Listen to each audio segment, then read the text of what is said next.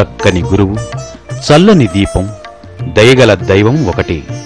గురువు పరబ్రహ్మ స్వరూపుడైతే దీపం పరంజ్యోతి స్వరూపం.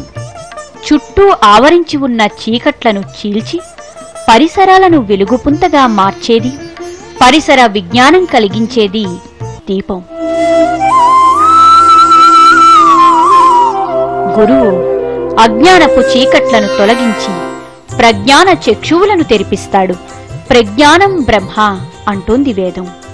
అలాంటి జ్ఞానాన్ని సముపార్జించి తరువాతి తరాలకు అందించి గురువు రావడం జరిగింది.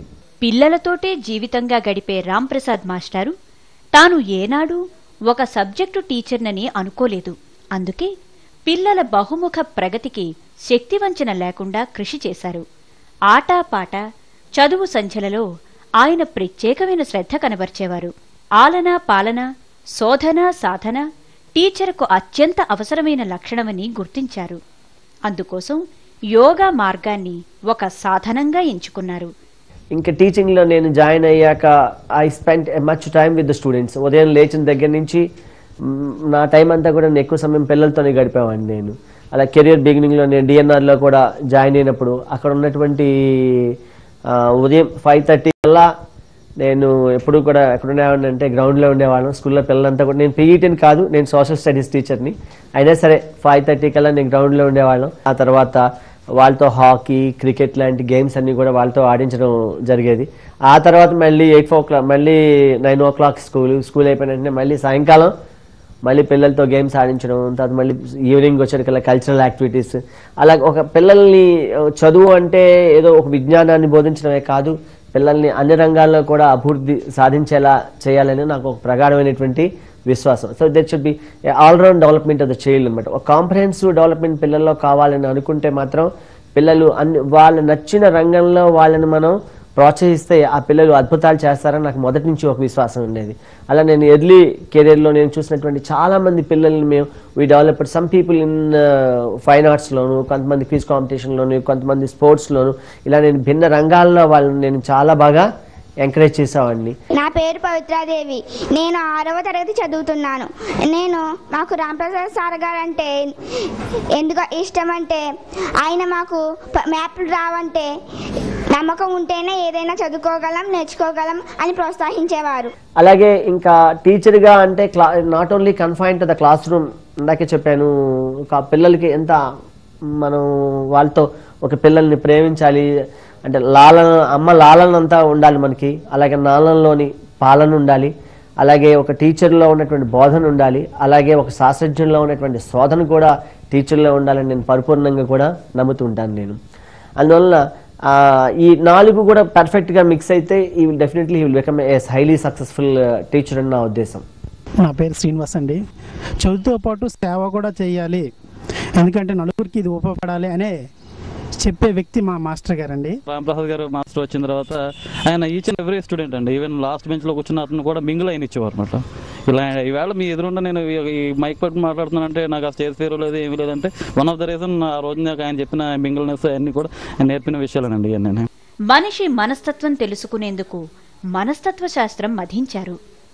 ఇంగ్లీష్ భాషలో ఉన్నత చదువులు చదివారు. విద్యార్థులతోనే కాదు, వారి తల్లిదండ్రులతోనూ ఊరి ప్రజలతోనూ మమేకమై స్కూళ్లను, గ్రామాలను బాగుచేసే సేవా కార్యక్రమాన్ని తలకెత్తుకున్నారు. స్టూడెంట్ కౌన్సిలర్గా వారికి దిశానిర్దేశం చేయడంతో పాటు సాహితీ దిగ్దంతులను పిలిచి సత్కరించే మంచి కార్యక్రమాన్ని చేపట్టి అందరి ప్రశంసలను అందుకున్నారు. ఒక టీచర్ అంటే ఇందాకే అనుకున్నట్టు కన్ఫైన్ టు ద క్లాస్ రూమే కాదు, ఆ స్కూల్ అభివృద్ధికి కూడా అతను చాలా ఇతోధికంగా కృషి చేయాలి. ప్రజలతో, అక్కడున్న గ్రామస్తులతోనూ, ప్రజలతోనూ, ఆ పిల్లల తల్లిదండ్రులతో కూడా అతను మమేకమై పనిచేసినప్పుడు ఆ పిల్లల తల్లిదండ్రులు కూడా మనల్ని చాలా ఎక్కువగా అభిమానిస్తూ ఉంటారు. నేను యాళ్వాన్ గరువులోకి స్కూల్లోకి నేను ట్రాన్స్ఫర్ అయినప్పుడు అక్కడ స్కూల్లో ఒక పూరి పాకలో స్కూల్ ఉండేది. పైనుంచి వర్షం వస్తే ఆ రోజు ఆ స్కూల్కి సెలవే ఉండేది. నాకు మళ్ళీ బాధ అనిపించింది, ఏంటిది అసలు ఇంత ill development of the physical development of the school ఉంటే మన పిల్లలు ఎలా చదువుకుంటారు అని నాకు ఒక భావన ఉండేది. సో దెన్ అగైన్ మళ్ళీ ప్రజలతో కలిసి అక్కడ ఉన్నటువంటి లోకల్ పీపుల్ సపోర్ట్ తీసుకుని అక్కడ లోకల్గా ఉన్నటువంటి ప్రజాప్రతినిధులను కలిసి ఆ physical development of the school మళ్ళీ వర్క్ చేయడం జరిగింది. అలాగే ఎక్కడికైనా చాలా మంది పిల్లలకి ఈ స్కూల్లో పిల్లలకి పేద పిల్లలు ఉంటారు ఈ గవర్నమెంట్ స్కూల్స్లోని ఈ మండల పరిషత్ స్కూల్స్లోను. దాంతో ఆ పిల్లల్ని ఎక్కడ కూడా టూర్స్కి తీసుకెళ్లే అవకాశం కూడా ఉండదు. కానీ బట్ మేము మళ్ళీ లోకల్ పీపుల్ సపోర్ట్ తీసుకుని ప్రతి సంవత్సరం కూడా ఈ పిల్లల్ని ఎక్కడో ఒక చోటకి ఎక్స్కర్షన్కి తీసుకెళ్ళడం కూడా జరిగేది. కనీసం వనభోజనాలు పెట్టి పిల్లలందరినీ ఇంకో చోటకి తీసుకెళ్ళి వాళ్ళందరినీ కూడా అలా మోటివేట్ చేయడం కూడా జరుగుతుంది. ఆ తర్వాత నేను ఈ కెరియర్లోని ఈ సెకండ్ గ్రేడ్ టీచర్గానే ఉండిపోతున్నాను అని ఒక భావంతో నేను కొంచెం ఆలోచించుకున్న తర్వాత ఏం చేస్తే బాగుంటుంది అనుకున్నప్పుడు లోకల్గా మాకు డాక్టర్ బాబ్జీ గారిని మాకు అప్పుడు డాక్టర్గా ఉండేవారు ఆయన, డాక్టర్ సత్యనారాయణమూర్తి గారిని ఎంఎస్ అనమాట ఆయన. So Ramprasad you have a very good excellent skills regarding communication skills అతని దగ్గర బాగున్నాయి కదా, so why don't you do psychology ఎందుకు చేయకూడదని అన్నారు. సో అప్పుడు సబ్సిక్వెంట్గా నేను ప్రసాదరాజ్ అని ఇప్పుడు వశిష్ఠ సేవాశ్రమం పెట్టారు, నేను ప్రసాదరాజ్ గారు కలిపి విడిడ్ ఎంఎస్సి సైకాలజీ చదవాలనుకుని మళ్ళీ అది చదవడం జరిగింది.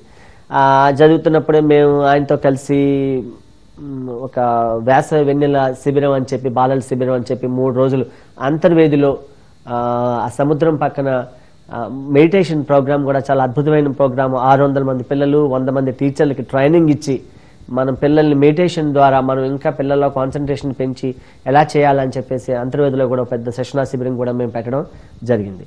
ఆ తర్వాత ఇంకా మళ్ళీ ఎంఏ ఇంగ్లీష్ కూడా చేస్తే బాగుంటే ఇంగ్లీష్ ఉంది కానీ ఎంఏ ఇంగ్లీష్ క్వాలిఫికేషన్ లేదనే ఉద్దేశంతో నేను మళ్ళీ ఎంఏ ప్రమోషన్ అంటే ఇంకొంచెం మంచి అవకాశం కోసం ప్రమోషన్ ఉంటే బాగుంటుందేమో ఉద్దేశంతో ఎంఏ ఇంగ్లీష్ కూడా నేను చేయడం జరిగింది.